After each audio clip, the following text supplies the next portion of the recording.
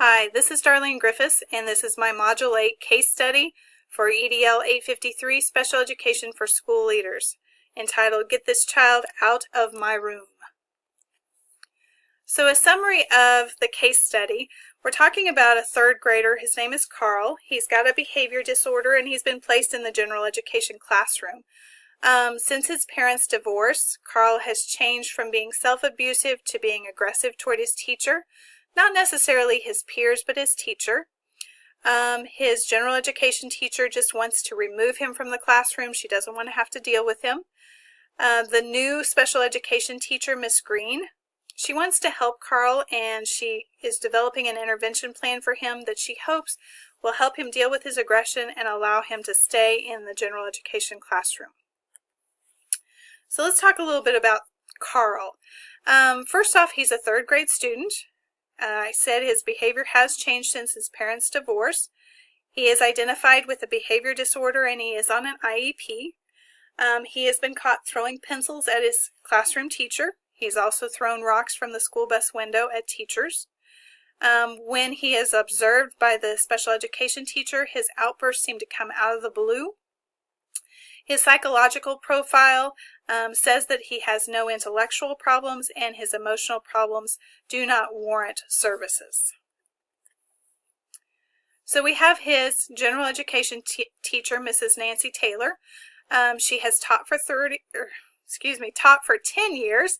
She's considered a good teacher in her district. However, she thinks that the only way to deal with Carl is to remove him from the classroom, which I disagree with. And I find that her behavior at the IEP to be in question. She's been bugging the special education teacher, what are you going to do, how are you going to get Carl out of my classroom, so forth, for days or weeks. And then at the IEP meeting, she says to the parents that she just doesn't have she can't provide him the for his instructional needs.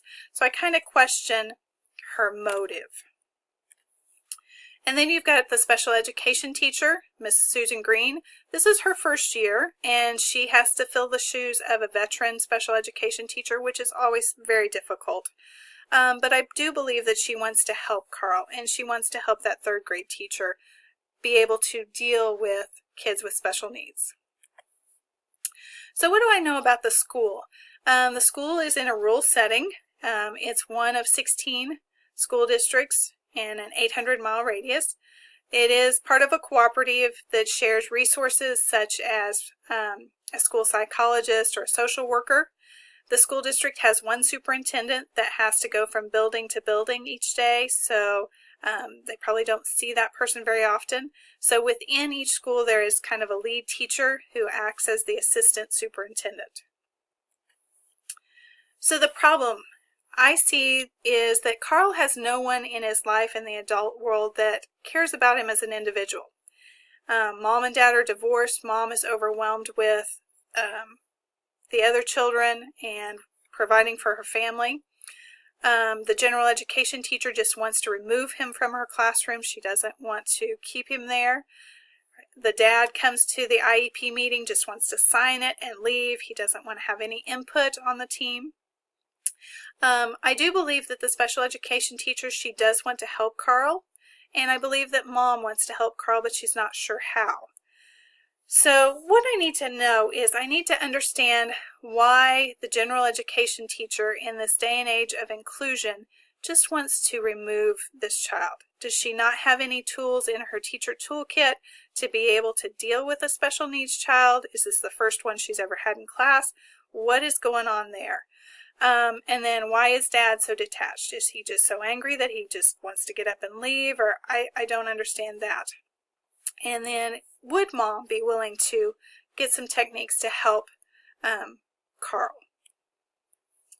So my proposed plan of action is, first off, start with the general education teacher. She obviously needs some strategies for dealing with special needs kids, whether she needs to go to trainings or workshops or do some role play with the special education teachers, but she needs some tools in her toolkit for inclusion and include special needs kids in her classroom. Number two, the special education teacher, Miss Green. The intervention plan sounds like an intervention plan that would happen in any school, so it sounds like a logical step. And I wonder if maybe she could also offer mom some additional resources. Maybe she could offer a social worker to help the family, or maybe they need a family counselor or a therapist of some sort for Carl, but there needs to be some additional resources offered to that family. And then the building administrator, since there's just kind of a lead teacher there who's the assistant superintendent, that person needs to be aware of the situation and needs to be ready to intervene if Carl gets to the point where he has to be removed physically from the classroom. And then there needs to be some staff development. Any adult in that school who's going to come into contact with Carl needs to know Carl's situation, needs to know how to react to Carl, how to deal with any situations that arise with Carl. They need to work on becoming familiar with Carl, interacting with him in a positive way. So, resolving the issues based on promoting the success of all students. Well, first off, number one priority would to be keep Carl in the general education classroom. He needs to be with the regular ed kids and they need to be with him. And then provide the general education teacher, Mrs. Taylor, with the tools she needs to take care of Carl within the classroom as much as possible and not let it get to the point where he has to be removed. She needs some of those tools in her toolkit, as I said earlier. And then if things get out of control and Carl does have to be removed from the classroom, it allows the other students to continue learning and gives him his space so he can process his feelings and calm himself down and be able to return to the general education classroom. So as I reflect, I feel sorry for Carl. I want to help this child. This is like any child that we would see in our classrooms, in our schools. I want to help Mrs. Taylor. I want to kind of shake her at times and say, this is the era of inclusion. We don't send kids out and expect them to just be in the special education classroom all day. We want to include them. And then Carl's father, I just shake my head at him and think, you're missing an opportunity to be part of a team for that IEP. You're missing an opportunity to help your son. And then some unresolved issues, Carl's aggression.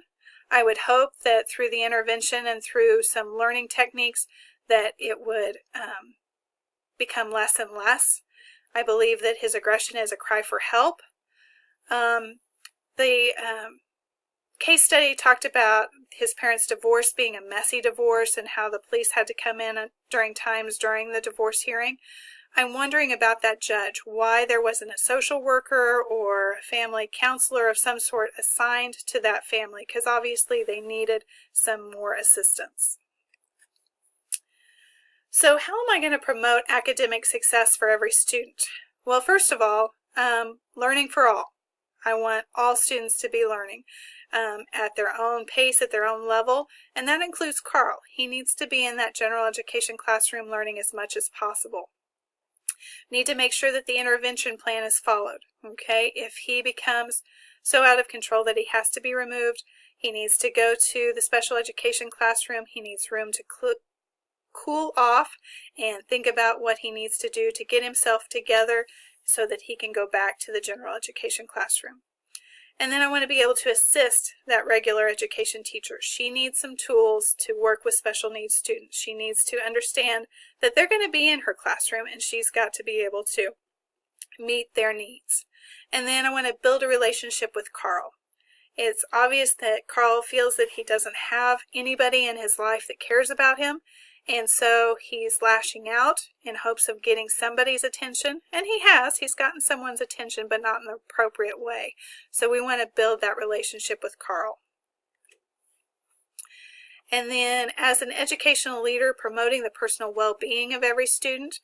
Well, first of all, safety is number one. You have to keep all of the students safe. And if removing Carl from the classroom keeps all the students safe, then that's what you need to do.